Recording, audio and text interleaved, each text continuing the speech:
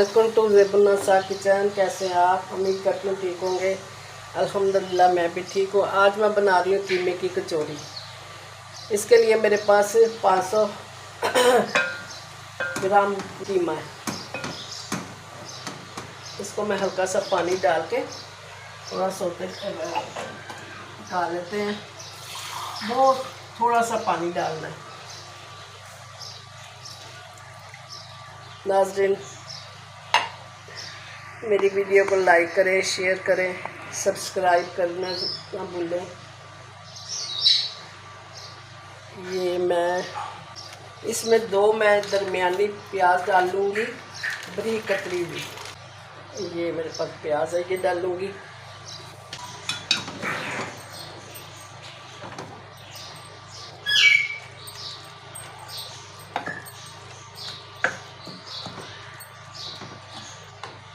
Half tea spoon हल्दी, हरी मिर्च है,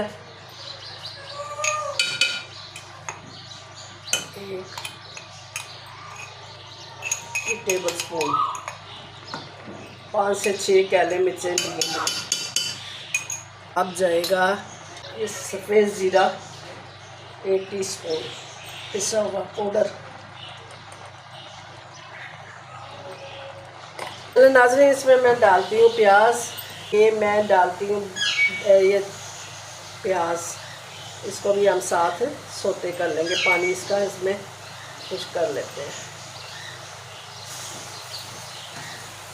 हमने अपने ये देखना है कि प्याज़ों के बाद अगर आपको कम लगता है मसाला तो मिर्ची डाल दें। अब भाई मैंने कुटी हुई मिर्ची भी डाल दी है,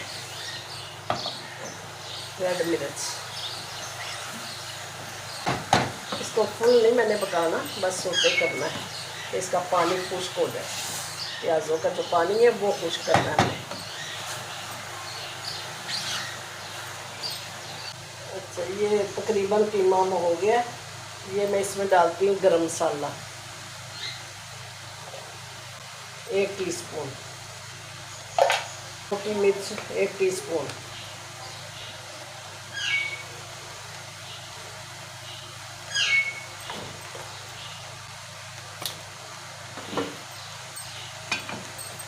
ये ठंडा होगा तो इसमें धनिया डालेंगे। अब मैं इसको छोड़ देती हूँ चूल्हा बंद करके। ये ठंडा हो जाए तब तक मैं आटा तैयार कर लेती हूँ। 3 कप मैं मैदा लिया है और ये नमक पाओ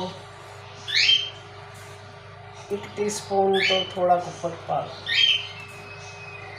बस।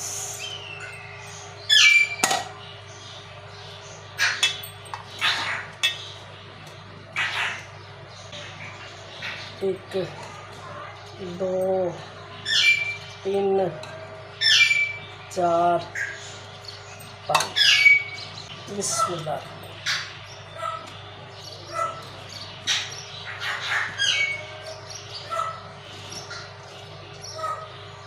आटा मैदा लगावांगी ना बहुत सख्त होवे ते ना नरम। क्यों मैं ज़रा आटे विच मसल लेता है। बिस्मिल्लाहिर्रहमानिर्रहीम।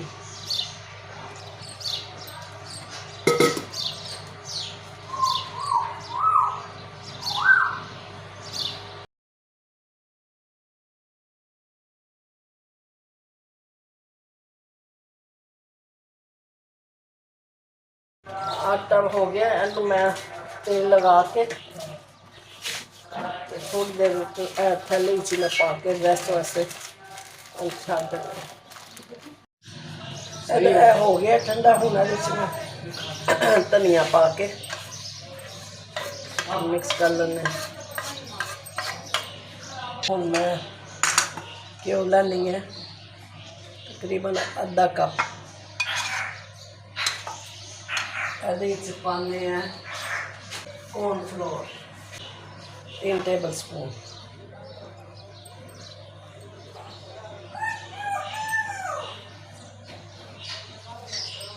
बेकिंग पाउडर 1 टीस्पून, मिक्स करके मैं रख देनी है तो पेड़े कर लेने। मिक्स हो गई रख देनी मैं फ्रिज च। अच्छा आटा हो भी साडा हो गया एंड हुण मैं पेड़े करके रख लेंगे। बिस्मिल्लाह।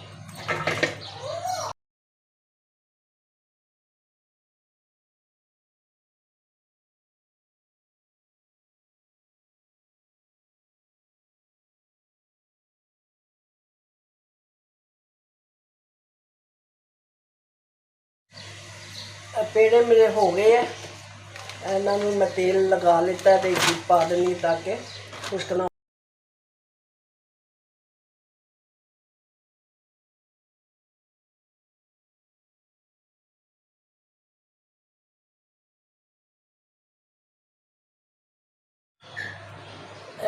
हो गया कि वो मेरा तैयार। ये बेकिंग पाउडर पाया सी और कॉर्नफ्लोर, ठीक है। एंड रखने हूँ साइड ते रोटी बनाने हैं। बिस्मिल्लाह रहमान।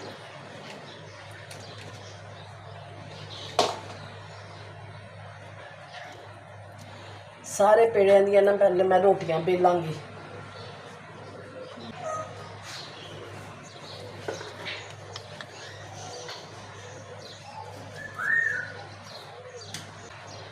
मैं सारिया रोटियां बना के रख लैनी है पहले, तो फिर मैं इसकी फिलिंग करांगे दनी है ना।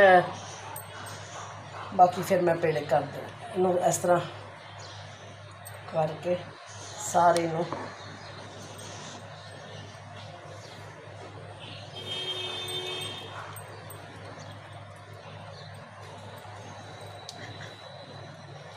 ए हो गया।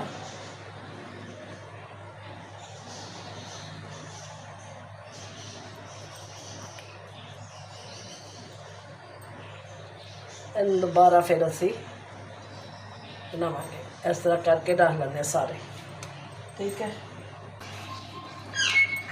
ए मेरे सारे बन गए ने। इन्हों मैं हुण ए शेप दे के तुसी हाथ नाल दे लो, बेलने नाल दे लो। ए विचों मोटी रखी है, ਇਹਦੇ ਵਿੱਚ फिलिंग भर लो। अच्छा इन सारे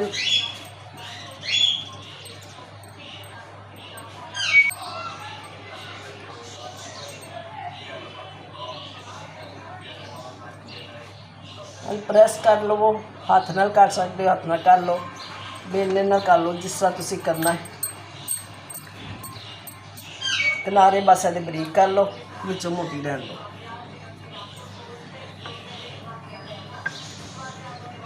असल शेप जी ना आएगी फिलिंग दे के।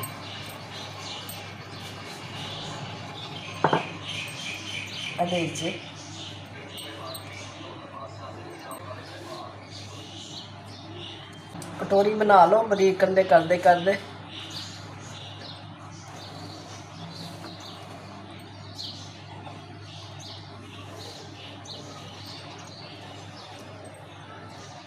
बस इस तरह दबा के प्रेस कर लो।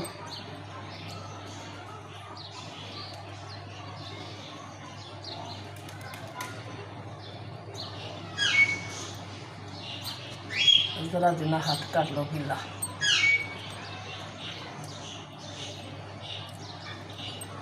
एनू पेड़ा दे दिता, पेड़े की शेप दे दी। अच्छा दूसरी फिर एनू ना प्रेस करके हाले पेड़े कर करके सारे रख लो, फिर बाद इनू प्रेस करके बना लो, फ्राई कर सारिया ग्रिप करके लो कर दो।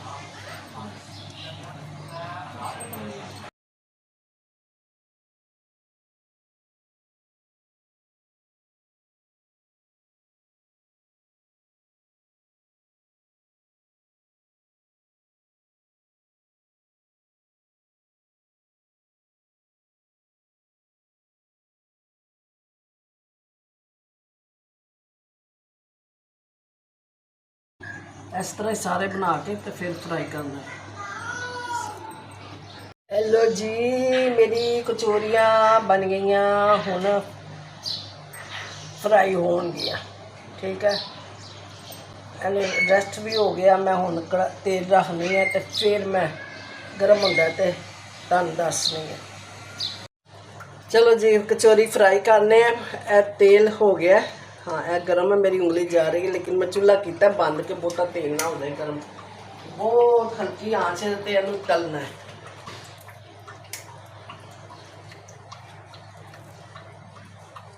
पाई जाने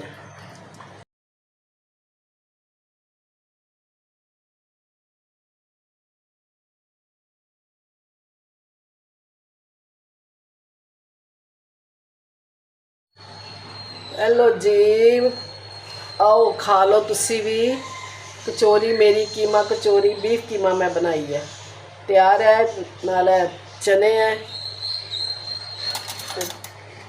तुसी भी आ जाओ, मज़े दी है। चलो नहीं आना तो तुहाडी मर्जी है, बनाओ खाओ, फीडबैक जरूर देना। जींदे रहो, सलामत रहो। ਇਹਦੇ नाल मैं इजाज़त चाहवांगी। ठीक है, फिर मिलांगे इंशाअल्लाह ताला। अपनी दुआवां याद रखना। अल्लाह पाक सब दे रोज़े बहुत अच्छे गुजारे। आमीन सुम्मा आमीन। अस्सलामुअलैकुम वरहमतुल्लाहि वबरकातुहू।